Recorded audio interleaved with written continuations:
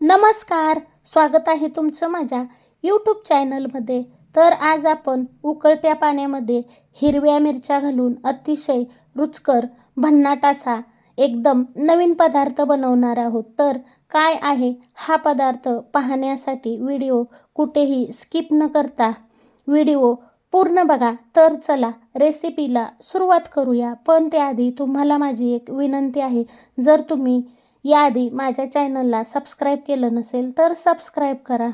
तर सर्वप्रथम मी इथे भरपूर साऱ्या हिरव्या मिरच्या घेतल्या आहेत आणि या मिरच्या तिखट आहेत बरं का. तुम्हाला जर मिरच्या जास्त तिखट नको असतील तर तुम्ही पोपटी मिरच्या घेतल्या तर चालेल, कारण पोपटी मिरच्या ना तिखटाला कमी असतात आणि हिरव्या मिरच्या ना खूप तिखट असतात. पण मी इथे हिरव्या मिरच्या का घेतल्या आहेत माहीत आहे का? कारण हिरव्या मिरच्या चवीला चांगल्या असतात आणि आज जो आपण हिरव्या मिरच्याचा हा जो नवीन पदार्थ करणार आहोत ना, तो थोडासा तिखट असला की खायला खूप छान लागतो. तर आता इथे मी पाणी एकदम उकळवून घेतलं आहे. पाणी अगोदरच उकळायला ठेवलं होतं. आता या पाण्यामध्ये आपल्याला या सर्व मिरच्या घालून घ्यायच्यात. तर आता तुम्ही म्हणाल, उकळत्या पाण्यामध्ये मिरच्या का घातल्या? तर उकळत्या पाण्यामध्ये मिरच्या घातल्या ना की आपल्या मिरच्यांचा तिखटपणा बराचसा कमी होतो आणि मिरच्या शिजवून घेतल्या ना की मिरच्या बाधत नाहीत. काही जणांना मिरच्या बाधतात बघा. त्यामुळे अशा उकळत्या पाण्यात मिरच्या घालून 4 ते 5 मिनिटे शिजवून घेतल्या ना की मिरच्या बाधत नाहीत. तर आता इथे मी याच्यावर झाकण ठेवून या मिरच्या मीडियम गॅसवर 3-4 मिनिटे शिजवून घेणार आहे. 3 ते 4 मिनिटे झाल्यानंतर आपण या मिरच्यावरचं झाकण काढून पाहूया. तर बघा, इथे आपल्या या मिरच्या छान अशा फुगल्या आहेत आणि मिरच्या मऊ देखील पडल्या आहेत. अशा या 4 ते 5 मिनिटे मिरच्या शिजवून घ्यायच्या आहेत. आता गॅसची फ्लेम बंद करायची आहे आणि या मिरच्या पाण्यातून बाहेर काढून घ्यायच्या आहेत. तर आता या मिरच्या आपण पाण्यातून बाहेर काढून घेऊया. तर बघा, या पाण्याचा वाससुद्धा तिखट येऊ लागला आहे. म्हणजेच काय, तर या मिरच्या तिखटाला कमी झाल्या आहेत. तर तुम्हाला एक माझी विनंती आहे, तुम्ही एकदा अशी माझ्या पद्धतीने ही मिरचीची रेसिपी नक्की बनवून बघा. तुम्हाला सुद्धा आवडेल आणि घरातल्यांना सर्वांना आवडेल. खूप छान लागते. आणि मिरची म्हटलं की बऱ्याच जणांना भीती वाटते, पण खाऊन बघा. आपण मिरची शिजवून घेतल्यामुळे याचा तिखटपणा कमी झाला आहे आणि मिरची अजिबातही बाधत नाही. आता या मिरच्या आपल्याला थोड्याशा थंड करून घ्यायच्यात. आता या थंड झालेल्या मिरच्यांची आपल्याला देठं काढून घ्यायच्यात.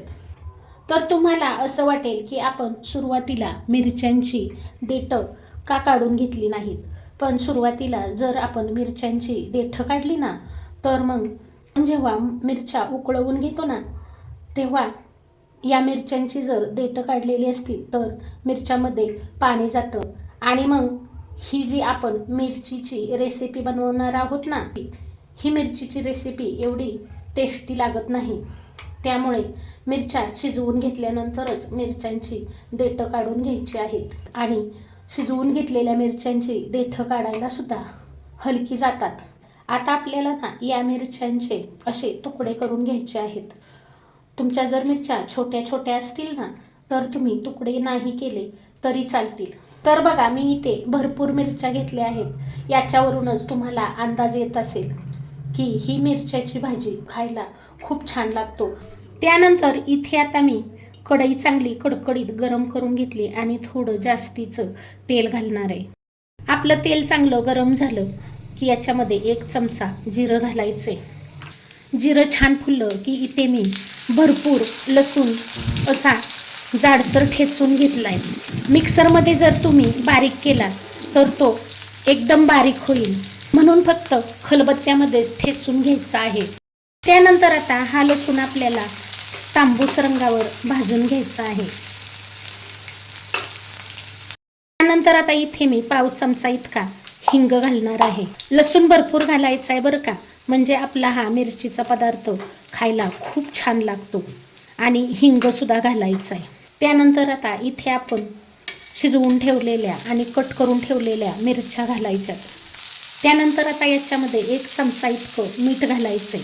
आणि आता आपल्याला या मिरच्या व्यवस्थित अशा मीडियम गॅसवर 1-2 मिनिट परतून घ्यायच्यात. तर बघा इथे आपण या मिरच्याच्या भाजीमध्ये हिंग वापरला आहे.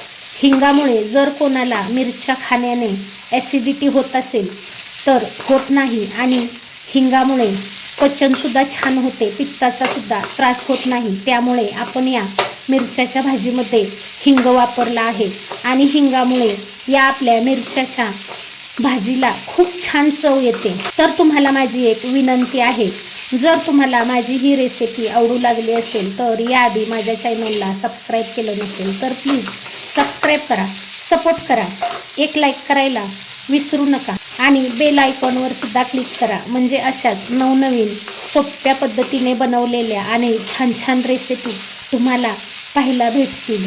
2 मिनिट या मिरच्या छान अशा परतून घेतल्यानंतर आता इथे 1 मूठभर कोथिंबीर घालायची आहे. जर तुमच्याकडे कधी भाजीला नसलं ना तर तुम्ही ही मिरच्याची रेसिपी नक्की बनवून बघा, अतिशय सुंदर लागते.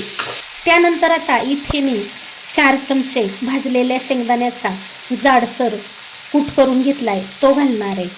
कूट तुम्हाला कमी जास्त ज्या प्रमाणात हवा त्या प्रमाणात तुम्ही घालू शकता. कूट घातल्यानंतर आपल्याला आता ही मिरच्यांची भाजी व्यवस्थित अशी परतवून घ्यायची. तुमच्या घरात जर कोणी आजारी असेल, तोंडाला चव नसेल तर तुम्ही त्यांना ही मिरच्याची भाजी बनवून नक्की खायला द्या. बघा तोंडाला चवसुद्धा येईल आणि जेवणही भरपूर खाल्लं जाईल. किंवा तुम्ही वरण भातासोबत तोंडी लावण्यासाठी भाजी बनवता त्यावेळेससुद्धा ही मिरच्याची भाजी बनवून बघा, खायला अतिशय सुंदर लागते. शेंगदाण्याचा कूट घातल्यानंतर 2-3 मिनिटे मीडियम गॅसवर ही मिरच्यांची भाजी छान अशी परतून घेतली आहे आणि याचा मस्त असा खमंग वास येऊ लागला आहे. आता इथे आपण गॅस बंद करायचा आहे आणि याच्यामध्ये 1 अर्ध्या लिंबाचा रस पिळायचा आहे. लिंबाच्या रसामुळे आपली ही मिरचीची भाजी खायला अतिशय टेस्टी लागते आणि जास्त दिवस टिकण्यासही मदत होते. तसंही तुम्ही फ्रीजच्या बाहेर ही मिरच्याची भाजी ठेवली ना तरी 8 दिवस आरामशीर राहील. आणि ही मिरच्याची भाजी जर तुम्ही जास्त प्रमाणात बनवून फ्रीजमध्ये ठेवली आणि हवं तेव्हा खाल्ली ना तरी खायला खूप छान लागते आणि खराबही होत नाही. आमच्याकडे याला मिरच्याची भाजीच म्हणतात बरं का, खरडा म्हणत नाहीत किंवा ठेचा म्हणत नाहीत. मिरच्या ठेचून बनवतात त्याला ठेचा म्हटलं जातं आणि मिरच्या तव्यात खरडून बनवतात त्याला खरडा म्हटलं जातं. या पद्धतीने बनवलेल्या मिरच्यांना मिरच्याची भाजी असंच म्हणतात बरं का, त्यामुळे मी याला मिरच्याची भाजीच म्हणणार आहे. तर आता ही मिरच्याची भाजी आपली खाण्यासाठी तयार झाली आहे.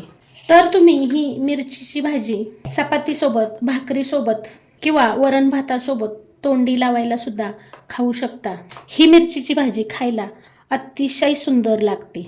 तुम्ही एकदा नक्की बनवून बघा, खाऊन बघा आणि नंतर कमेंट करून सांगायला मला विसरू नका. तर तुम्हाला माझी आजची रेसिपी कशी वाटली कमेंट करून सांगायला विसरू नका. रेसिपी आवडली असेल तर 1 लाईक जरूर करा. चॅनलला याआधी सबस्क्राईब केलं नसेल तर सबस्क्राईब करा, सपोर्ट करा. रेसिपी पाहिल्याबद्दल खूप खूप खूप धन्यवाद. पुन्हा भेटूया असेच एका नवीन छानशा रेसिपीसोबत. तोपर्यंत बाय बाय.